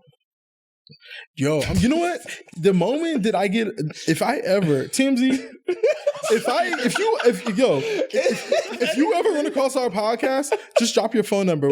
And if you got a spot that you're looking for somebody to get hired, you're TMZE is looking for a job. He's ready. Yeah. He has all the headlines. He has all the salaciousness. Whatever you need, my man got you. Yeah. He's going to do what you need. He will be the new Van Lathan, the fat version. Wow. Let's get it. So, hey, dog. All right, but listen. Speaking of basketball, Caitlin Clark made her WNBA debut. She cooked them little girls. She looked like she's ready to be a star. Honestly, like I know everyone hates her because she's a white girl from Iowa, where the fuck she's at. The girl hoops. Let's just call it what it is. She's a hooper. Period. Second, who cares? It was preseason. She's the hoop. It was preseason. Who cares? She hooped. Let's not get hype. It was preseason. The starters weren't even playing. They had a bunch of little. I can bet you she's going to come out and hoop on a lot of them women. Let's get to the real season. She's playing preseason with a bunch of non-starters. I mean, if she's in the right system, you know, she can shoot. So yeah, and she's handles. She can get space. And she's tough. Yeah. No, and she's tough. Listen, you don't have to like her. Her little white ass about to get cooked. I'm gonna tell you. I mean, that listen, she'll be a rookie. Shout out to Angel Reese. Mm-hmm. She popped through the Met Gala to look like a baddie, and then she came through for Chicago Sky and hooped. Now she's at Reebok. So can we be honest about the WNBA this year about what's going on? What are you about to say? Salacious TMZ? Relax. What are you gonna say? The resurgence of the WNBA is honestly because the women look good. Yes, and Kobe. No, it's true. Kobe did a lot to raise the profile. Like, let's not know. It's true. Kobe's passed away. It's been 3 years. No, you're missing the point. He sparked the flame, right? And because of that flame, it's almost like it's almost like you feel guilty for not allowing that flame to continue to live. So because like, you're not wrong. Wasn't bad. I'm sorry. That's the truth. They weren't showing. Remember what I said like 2 or 3 podcasts ago? I said what I said, and everybody laughed. They made fun. But then the minute these women started showing a little bit of femininity, being cute, showing the commercials, it's sold the WNBA. These are not the thoughts of Jay. This is the thoughts of Eddie. Honestly, I'm not going to marginalize the resurgence of the NBA. It's not just because they're cute. Of course, they have talent, but that's what I'm saying. It helps. There we go. It helps to sell the game because of the beefs, because of the. But also the NIL helps. The looks, the NIL helps. Yeah, seeing Angel Reese doing a Reebok commercial, the way Flage is talking, all that Flage in the State Farm commercial, all of them. Like you want to see, and they look good. But that's why. But you're missing the point though. But that's why I said that I think Kobe helped, because now that the NIL helps across the board for college sports, right? But now because of him like shedding light on women's basketball and women's sports in general, they now are like, oh, let's push them and help them get paid, because now the conversation is that there's a huge disparity in the income. And it's not their fault. I'm just saying. Okay, so Caitlin Clark getting the $28 million from Nike as the first woman in WNBA to get her. I don't think she's the first one to get her shoe, but I don't know. No, maybe it's the most. Maya Moore. There's a lot of women that have sneakers. Maya Moore's dumbass. She Swish. We're talking about sneakers. We're talking about sneakers, and then. But you know what Maya Moore did, right? No, but I don't even want to go down that road. I'm just talking about sneakers and Nike. There's a lot. She gave up her career for a nigga in jail. Google that shit. Maya Moore, she fucked up her career for a nigga in jail. He was in jail, and she left. All right, I'm sorry. I mean, you got your point off. All right, so you got it. So scratch Maya Moore, but yes. So other than that, Caitlin Clark did get a Nike So deal. did Angel Reese, and Angel Reese just got one from Reebok. It's been weeks after. So she got one from Reebok, but she said she specifically picked Reebok for the simple fact that Reebok has never had a woman actually represent their brand, and she's going to be the first. So she feels like this is her way of kind of like establishing. And she's also got a big check. Oh, I thought you were going to say something else, but shout out to you for saying big check and not anything else. Other than that, that's what's up. Asia Wilson also got a deal from Nike after everybody was yelling at Nike for not giving her a deal. She is a 3-time MVP, 2-time championship. Yeah. I'm making up these things, and I'm very sure it's true. She won like 3 championships. That's what I'm talking about, y'all. He just be saying shit. The man be saying shit. Anyway, she's a star. No, she's highly decorated. Like, let's not get it twisted. No, she's highly decorated. She's a beast, and she looks good. So shout out to her. And she is drunk. Yeah, she got fucked up in that parade when they won. Shout out to her. Hey, listen, I told her tall ass. Did you hear Jeff? This is a random thing, but Jeff Teague talked about when they won the championship at Milwaukee, and he said it was the most boring championship ever. He was like, they all basically sat there and was like, let's go to Vegas. And everybody was like, no, I'm going home. Adetokunbo, of course, said, I'm going home to my family and I'm going to celebrate. He said he went and played 2K. He got on the game after winning a championship, bro. I was in Vegas. I mean, listen, it's Milwaukee.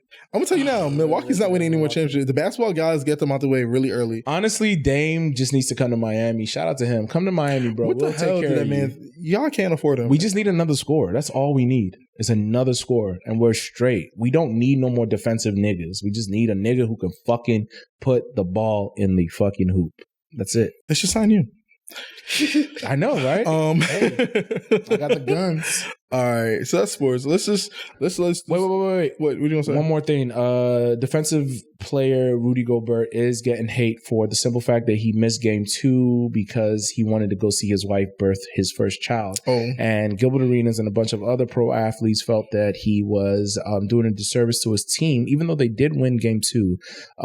And a lot of individuals felt that he should have actually stayed in the game. So, Doctor, I do want to ask you, how do you feel about that in that situation? Things about priorities. priorities, right? I think some people, they are very clear about what their priorities are. And so, Kids. yeah, their kids, their family, their wife, you know? And family. so if that's your priority, then your actions should align with that. I feel like I would do the same thing. Like there's been opportunities that I've turned down because it was more important for me to be there for my family. So yeah, and even job stuff is like, there's things I'm like, yeah, I can't come to that because I got to do something with my family. But that's my values, right? Like, so I think he made a decision that was aligned with his values, and all the other people that are hating should check what their values and priorities are and make sure that they're lined up with that. A lot of the individuals, I will say, are multiple baby mamas, different situations like that. So for them, another kid is just another kid.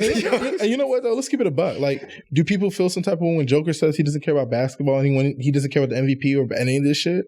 I think it's contextually the same. I love that. No, I agree with you, but they're not mad at him for like speaking like that way, right? Because he likes playing with horses and he has other hobbies outside of basketball. He doesn't give a fuck about basically makes it seem like basketball isn't his only priority in life. his job. Yeah, it's his job. And he really treats it like a job. It's like when your job gives you a fucking pizza party. Like, nigga, I don't give a fuck about the pizza. Give me the money. Yeah. That's all he cares about. Yeah, he's getting the money and he invested back into his little Sylvania, whatever it's called.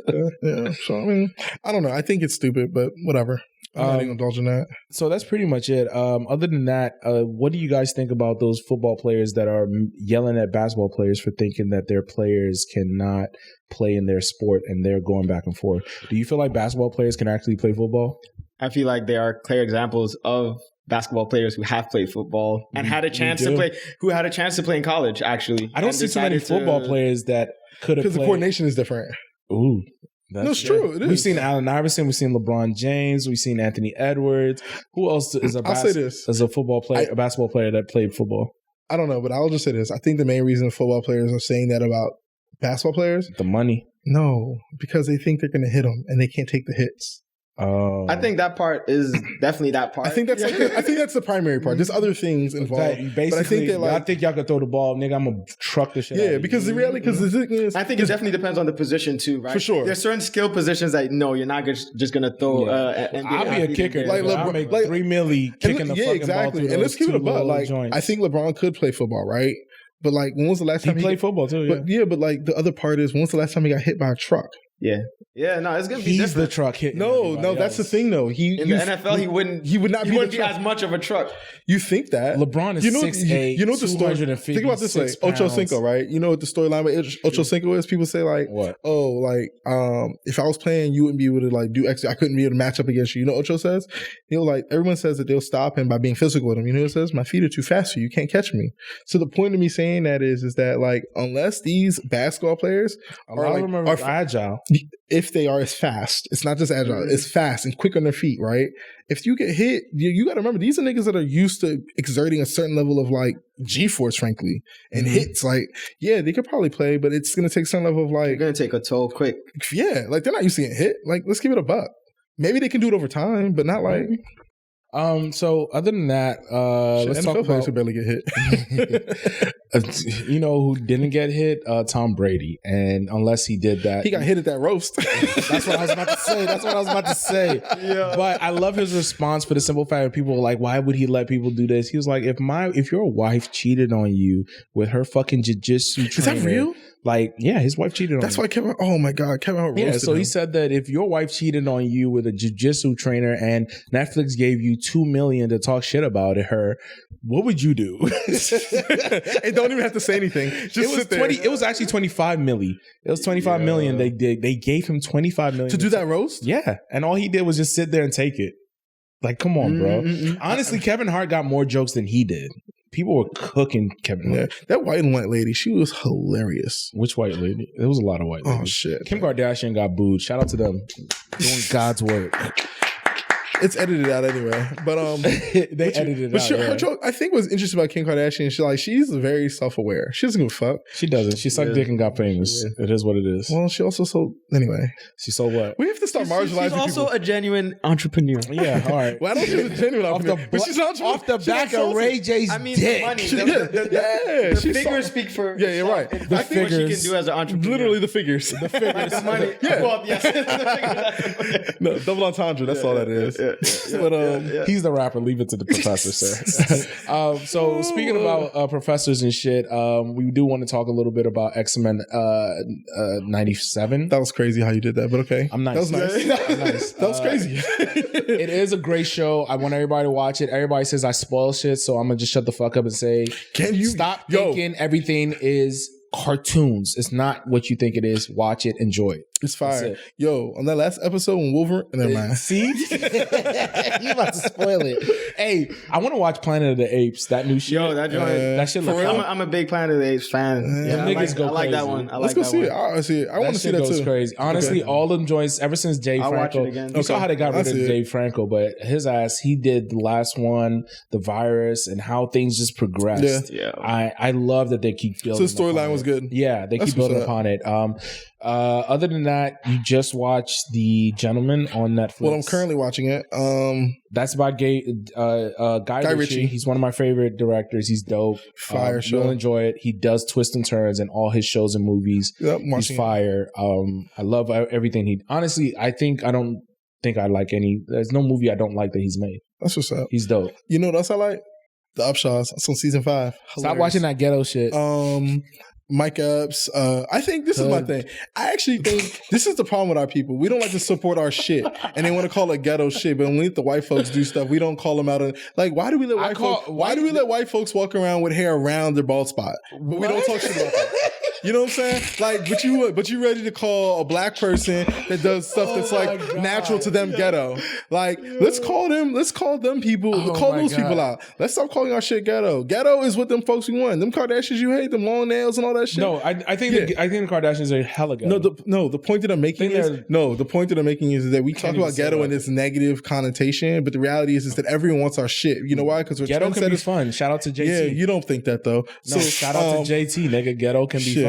You just like Drake. You got barrettes in your hair. Y'all just you like Drake when he goes to Atlanta. He's like Drake when he went to Atlanta to link up with 2 Chainz. He thought it was good and he wasn't. He's just like Drake when he went to 21 Savage. We need street cred.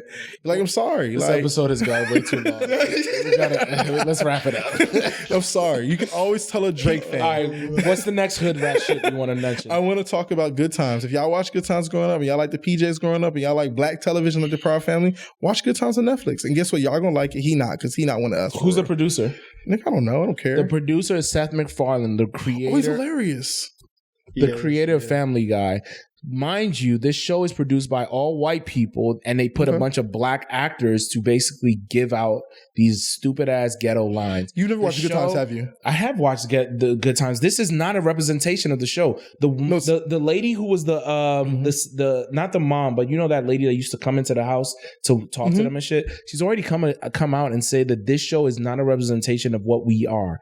This show is literally all stereotypes, and it just perpetuates that.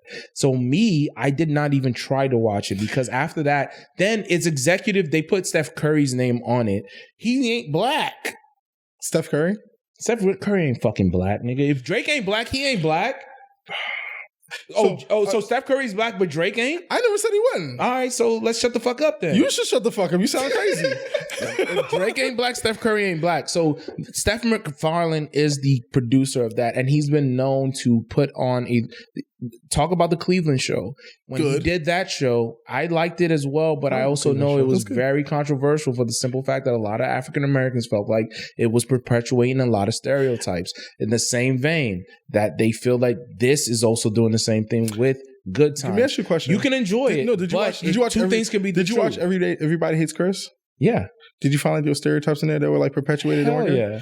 The point that I'm making, it was also created by a black man who was talking about his black life. Hear me out.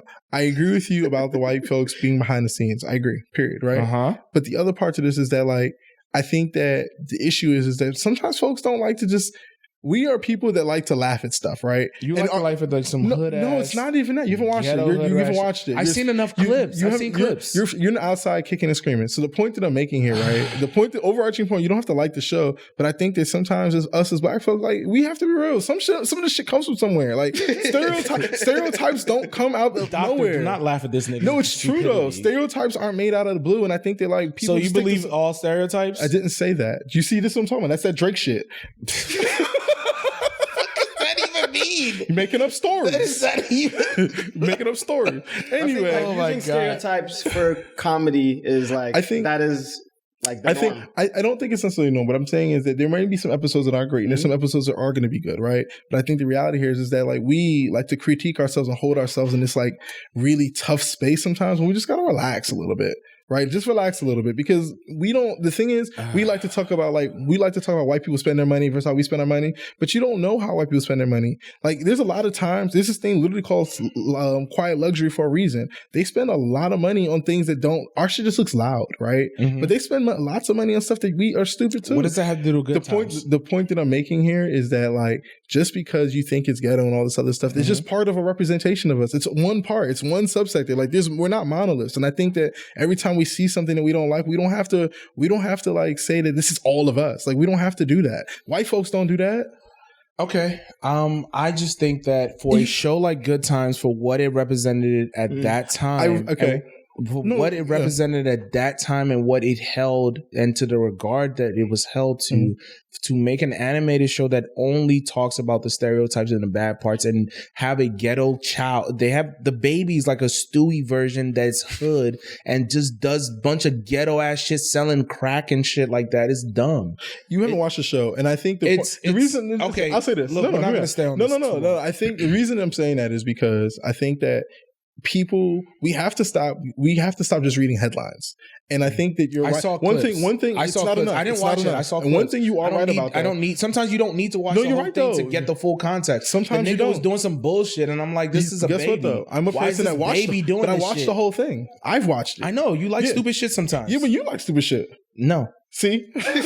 So anyway, back to my point. I think you're right about one thing. One thing I do think you're right about is they shouldn't have called it Good Times. I think it should have been a show. It should have been a different name. I think it should. So. Yeah, I think that's where they fucked up. I would have watched it if it had a different name. You see why it's between you? It's because I can see past the bullshit. I can actually call it for what it is. You just want to stay in one lane. Let's move to parking tickets. No. You can't name something I agree with you. And then think that we're going to watch it because of that. You name it Planet of the Apes and then it's about other shit. Like, you can't do that. I agreed with you. All right. Motherfucker, you a parking ticket. Yeah, I'm a hater. I told y'all motherfuckers from day one of every episode, nigga. I'm a hater and I big hate. Know yourself. Know yourself. I admit it, dog. Word to Drake. Look, doctor. It's better that way. Doctor, I tell niggas exactly who I am. You either love me or leave me alone. It's better that way. That's simple. It's better that way. All right, Mr. You want to go first? Yeah, I go. I'm gonna leave my parking ticket to the government and the folks that are pressing charges against Miss Marilyn Mosby. She's facing 40 years because she decided to pull on her 401k like everyone else in the world, right? During the pandemic. Because I like to tell the truth, I will say that she did lie on her statement why she's pulling out the funds. But the reason why she's pulling out the funds is not worth 40 years in jail, one. And two, everyone pulls in their 401k. Who is she? Can you tell the audience who she is? No. You should.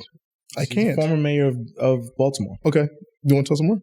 You want me to? Or yeah, no? We're not being funny. Go ahead. So yeah, she's the former mayor of Baltimore, and the reason she got in trouble is for the Freddie Gray murder, where the police officers during the George Floyd protest, they threw him in a car head first, and he didn't die. He got paralyzed. Then he died later on. Yeah.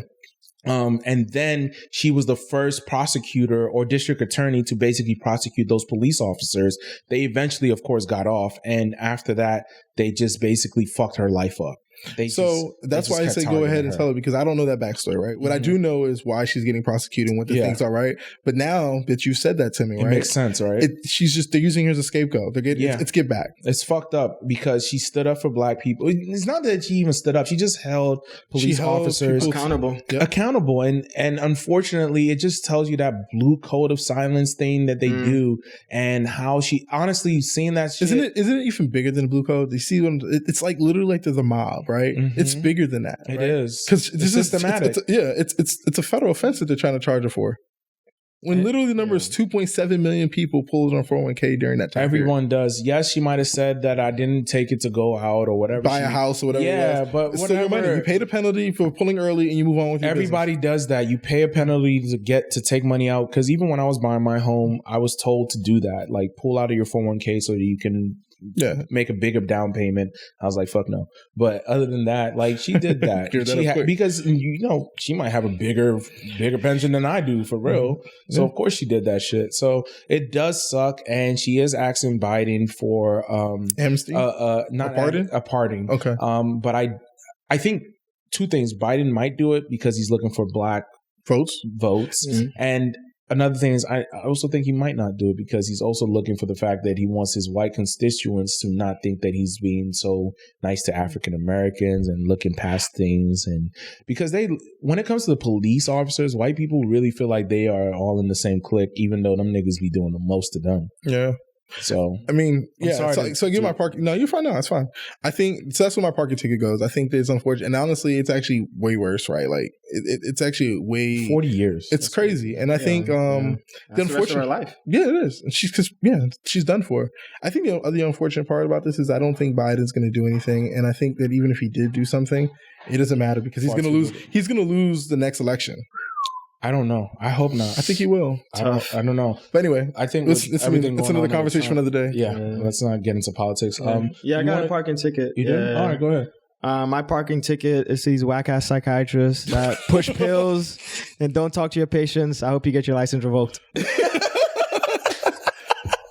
That's that on that. Oh, wow. So my parking ticket... Those are new drug dealers. That is. So my parking ticket basically goes to all the haters and individuals who basically are new fans of Kendrick Lamar. It looks like all you niggas popped out from overnight. Nobody knows who the fuck y'all niggas are. Y'all just a bunch of haters. And it's very interesting. It's quite possible to say that there is a lot of grown-ass men whose hidden agenda or fantasy is like secretly hating on another man being able to finally like go down. So watching people downfall, I saw it with Diddy, and I didn't really like equate it to that. I saw how quick people were like to believe everything that they said about Diddy. And now that I see what's happening to Drake, I realize that a lot of individuals don't like men, especially black men who are like doing certain things. Now all of a sudden it's not cool for Drake to say nigga. Mind you, all these men are dating a lot of light-skinned, half-mixed women. Kendrick himself is married to a mixed woman, but yet he doesn't like the way he says nigga. He doesn't like this. All these men have children with the same kind of looking women as Drake, but yet they find it offensive that Drake is the man he is. So I think it's very hypocritical. I think it's very weird. And I'm watching the way people are like responding to all this beef, so to speak, and they're picking sides. It didn't really matter what Drake said. It didn't really matter what Drake was going to do. At the end of the day, people basically had already written him off. They wanted to see him lose. And I will be honest, everyone likes to see like the king go down. It is what it is, you know, when it comes to that shit, especially when it comes to hip hop. It's a competitive sport, but to watch everybody, honestly, me, I love being an underdog. I love when everybody's against me. I love watching when everybody's against somebody because it lets me know that that person must be doing something right. Because if everybody's against you, there's something that they all want that you have. And to me, that just proves that that's what's happening. But regardless of that, I think we need Drake. I think we need an artist that works with everybody, that does what he does, because I'm not trying to listen to Little Uzi. I'm not trying to listen to all right, dog, wrap it up. I'm not trying to listen to none of these niggas. No, I mean, I'm going to do my thing. Look, I don't want to listen to any of these other artists that are coming out. I'm going to be honest. Nobody's making good music. Y'all niggas don't make good music. Well, tell Drake to stop making good music. Nobody makes good music. Tell Drake to stop making his songs. Let me finish. Kendrick puts out an album every 4 fucking years. I'm not waiting for that shit, dog. Y'all niggas don't put out good music. Drake keeps feeding the fucking streets. Y'all niggas are some haters. Get his dick out your mouth and stop crying, nigga. He only lip locked that bitch. He ain't fucker. All right, I'm done. No parking on Sundays. Dog. Hey, Drake, if you're looking for an assistant, he's your guy. Yeah. If you need somebody to have some Twitter fingers, he's your guy. Nah, dog. I've always been Cash Money. Y'all already know Lord. it. So it is what it is. Thank you so much for appreciate you, brother. Dr. AZA. We really appreciate you coming, sharing your knowledge, honestly, especially during this month. It's been dope hearing your story. Honestly, this is probably one of my favorite episodes. Shout out to you, man. I appreciate you. Definitely made me a believer because this nigga was not selling you right. You know what it is? He's like Drake. They always got to get sold bullshit. Like, the truth doesn't need to be sold. There you go. All right, man. Shout out to you guys. No right, parking yo. on Sundays. Peace. Yeah, man. Love. No parking on Sunday.